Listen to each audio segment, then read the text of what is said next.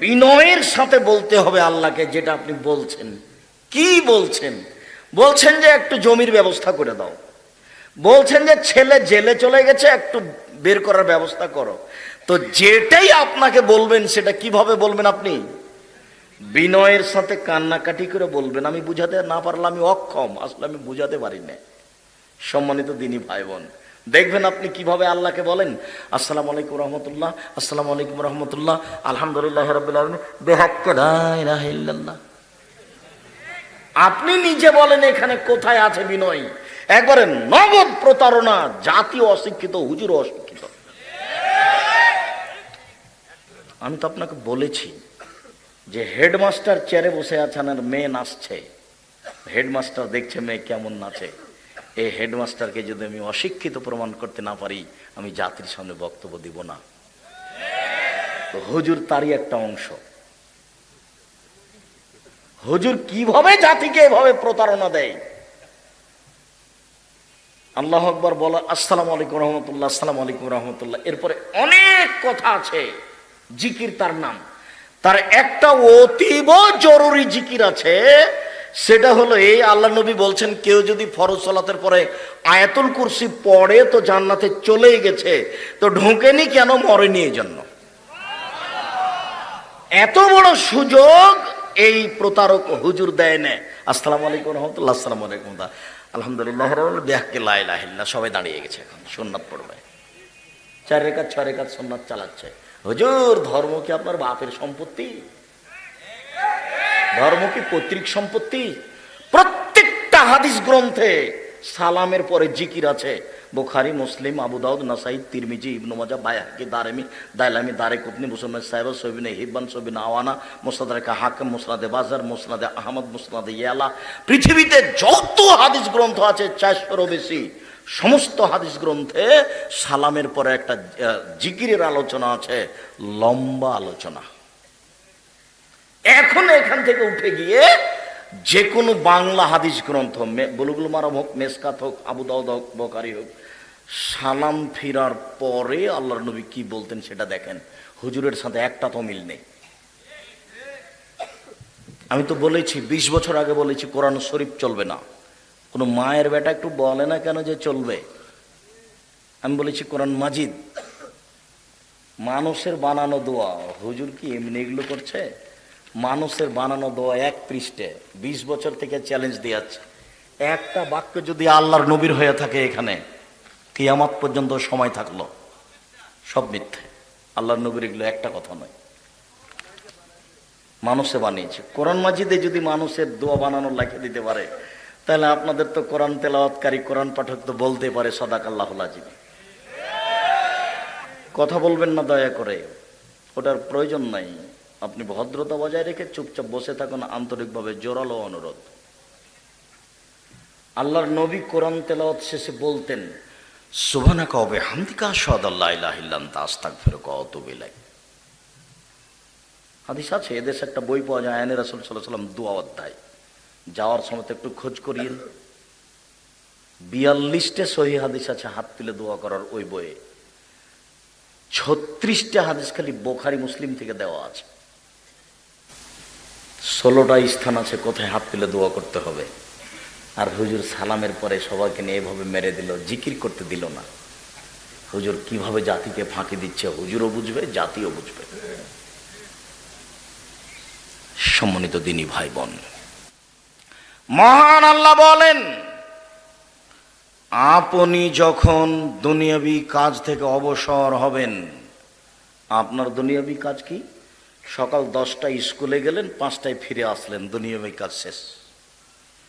আপনার দুনিয়াবি কাজ কি? 10টায় দোকান খুললেন ব্যবসা, রাত 10টায় বন্ধ করলেন, দুনিয়াবি কাজ শেষ।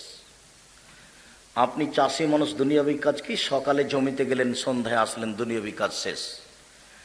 এই বাকি সময়টা যখন আপনি আল্লাহকে কিছু বলবেন, তখন আপনি বিনয়ের সাথে কান্নাকাটি করে বলুন। এটা আল্লাহর আদেশ, একটু সময় বের করেন, করা দরকার। আবু হুরায়রা রাদিয়াল্লাহু তাআলা আনহু বলেন, রাসূল সাল্লাল্লাহু আলাইহি ওয়াসাল্লাম বলেছেন, 7 শ্রেণীর মানুষ বিচারের মাঠে বিশেষ ছায়াতলে থাকবে। যেদিন বিচারের মাঠে আল্লাহর বিশেষ ছায়া ছাড়া কোনো ছায়া থাকবে না, যেদিন সূর্য হবে মানুষের মাথার 1 মাইল উপরে, অর্ধ হাত কথাটি মিথ্যে, মেকদারে মাইলিন 1 মাইল উপরে হবে, সেই দিন মানুষের গায়ের ঘাম হবে কারোর টাকনু পর্যন্ত, কারো হাঁটু পর্যন্ত, কারো কোমর পর্যন্ত, কারো নাক পর্যন্ত। সেদিন 7 শ্রেণীর মানুষ বিশেষ ছায়াতলে থাকবে। তার এক শ্রেণীর মানুষ যাকার আল্লাহ খালিয়ান ফাফা যাতাই না হু, নির্জনে আল্লাহকে ডাকলো, 2 চোখের পানি ঝরঝর ঝরঝর করে ঝরলো। এই মানুষ থাকবে বিচারের মাঠে বিশেষ ছায়াতলে। কি দিয়ে আপনাকে আমি বুঝাই? আমি কোনোদিনই আপনাকে 20 রাকাত তারাবি পড়তে বলিনি, আমি আপনাকে জামাতেও কোনোদিন পড়তে বলিনি। আমি বলেছি 4 রেখাত 8 রেখাতই পড়েন, 4 রেখাত আগে পড়েন, ঘরে পড়েন, বাড়িতে পড়েন, এশার সালাতের পরে বাড়িতে গিয়ে শুয়ে যান, জামাতে এশার সালাত আদায় করেন, তারপর বাড়িতে গিয়ে শুয়ে যান, 8 ঘন্টা 1 ঘন্টা 1.5 ঘন্টা 2 ঘন্টা একটু শুয়ে থাকেন, একটু রেস্ট নেন, কম খাবেন। রমজানকে ঠেকিয়ে দেওয়ার সবচেয়ে বড় পথ হলো বেশি খাওয়া। রমজানকে ঠেকিয়ে দেওয়ার সবচেয়ে বড় পথ হলো হাট বাজার বেশি করা। কাপড় চোপড় যত বেশি কিনবেন তত দোকানদারকে সাপ্লাই দিতে হবে তত বেশি। সবাই ব্যস্ত কাপড় চোপড় নেই, কে জিকির আজকার করবে, সবাই ব্যস্ত। রমজানকে ঠেকিয়ে দেওয়ার জন্য ব্যবস্থাপনা হচ্ছে ইফতারির ব্যবস্থাপনা। এত ইফতারি সাজিয়েছে, সেই সকাল 10টা থেকে হাট বাজার করছে, আর 1টার পর থেকে রেডি করছে, সন্ধ্যা পর্যন্ত রেডি করছে। ওর দুলা ভাই আসবে, ওর বন্ধু আসবে মেয়েটার, সেই জন্য ইফতারি সাজাচ্ছে। ও সিয়াম থাকে, ও সিয়াম থাকে না, ও রোজা থাকে। রোজা মানে হচ্ছে উপবাস থাকা, আর সিয়াম মানে বিরত থাকা, দুটো এক নয়। ছোট ব্লাউজ পরে হাট বাজার করে বন্ধুকে ইফতারি খাওয়িয়ে রোজা থাকা যায়, সিয়াম থাকা যায় না। দোকানে বসে মিথ্যে কথা বলে জিনিস বিক্রি করে রোজা থাকা যায়, সিয়াম থাকা যায় না। সুদ ঘুষ খেয়ে দিয়ে রোজা থাকা যায়, সিয়াম থাকা যায় না। নগ্ন পোশাক পরে চলে রোজা থাকা যায়, সিয়াম থাকা যায় না। দাড়ি চেঁচে ছোট করে রোজা থাকা যায়, সিয়াম থাকা যায় না। সিয়াম ভিন্ন জিনিস, রোজা ভিন্ন জিনিস। ইবাদতের জগতে সবচেয়ে ব্যতিক্রম ইবাদত হলো সিয়াম। ইবাদতের জগতে সবচেয়ে দামি ইবাদত হলো সিয়াম। আর আল্লাহকে চাওয়ার সবচেয়ে ডাকার সবচেয়ে বড় মাধ্যম হলো সালাত। আর সবচেয়ে শক্তিশালী ইবাদত হলো দান। আর আল্লাহকে সন্তুষ্ট করার, খুশি করার সবচেয়ে বড় পথ হলো 1 ফোঁটা চোখের পানি। দান খুব পাওয়ারফুল ইবাদত। ইবাদতের জগতে এত ক্ষমতাধর কোনো ইবাদত নেই, সবচেয়ে পাওয়ারফুল ক্ষমতাধর ইবাদত হলো দান। আল্লাহ নবী বলছেন, পানি যেমন আগুনকে নিভিয়ে দিতে পারে, দান তেমন পাপকে মিটিয়ে দিতে পারে। আল্লাহ নবী বলছেন যে দান কবরের শাস্তিকে থামিয়ে দিতে পারে, বন্ধ করে দিতে পারে।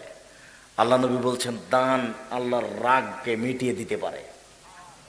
আল্লাহ নবী বলছেন দান হলো দলিল, এই বাড়ি আমার, প্রমাণ এই যে, এই জমি আমার, প্রমাণ এই যে, দলিল আছে। আল্লাহ নবী বলছেন দান হলো দলিল। বিচারের মাঠে আল্লাহকে আমি বলবো আমি জান্নাত পাবো, আল্লাহ যদি বলেন কেন, তাহলে আমি বলবো আমার কাছে দলিল আছে। সেটা কি বলেন তো? সেটা দান। তখন সেটা হজ নয়, তখন সেটা সিয়াম নয়, তখন সেটা জিকির আজকার নয়। দান খুব পাওয়ারফুল ইবাদত। তবে আল্লাহকে খুশি করার 1 ফোঁটা চোখের পানি দিয়ে তাকে ইয়ে করে দেওয়া যায়, এবারে নরম করে দেওয়া যায়, খুব খুশি। যেমন সুবহানাল্লাহ, আলহামদুলিল্লাহ, আল্লাহ আকবার বললে খুব খুশি, তেমনি চোখের পানিতে তিনি খুব খুশি। আল্লাহ নবী বলছেন যেভাবে তাতে আপনি 4 রাকাত সালাত আদায় করেন একাই, বড় বড় সূরা মুখস্থ নেই, সূরা ইখলাস তো আছে, কুল আল্লাহু আহাদ তো আছে, আল্লাহু আকবার, সানা, আউযুবিল্লাহ, বিসমিল্লাহ, সূরা ফাতিহা, তারপর বিসমিল্লাহ, ইখলাস, বিসমিল্লাহ, ইখলাস, বিসমিল্লাহ, ইখলাস। সূরা ইখলাস পড়তে পড়তে পড়তে পড়তে আর দাঁড়াইয়া থাকতে পারছেন না, তখন রুকুতে যান, সুবহান রাব্বিল আযীম বলতে থাকেন, বলতে থাকেন, বলতে থাকেন। তারপর উঠে আসেন, দোয়া পড়েন, সিজদায় যান, সুবহান রাব্বিল আলা বলতে থাকেন যতক্ষণ পর্যন্ত কুলাই। তারপর উঠে আসেন, দোয়া পড়েন, আবার সিজদায় যান, বলতেই থাকেন, আধা ঘন্টা থেকে যান সিজদায়। তারপরে এ হলো 1 রেকাত, তারপরে আরেক রেকাত, এ হলো 2 রেকাত, তারপরে আর 2 রেকাত, এ হলো 4 রেকাত। এবার দরজার সিকিউরিটি লাগিয়ে দেন, ভিতরে যেন আপনার স্ত্রী ছেলে মেয়ে কেউ না আসতে পারে। এখন কান্নাকাটি করতে হবে, ক্ষমা আগে তারপরে সকাল, আগে ক্ষমা নিতে হবে তারপরে সকাল।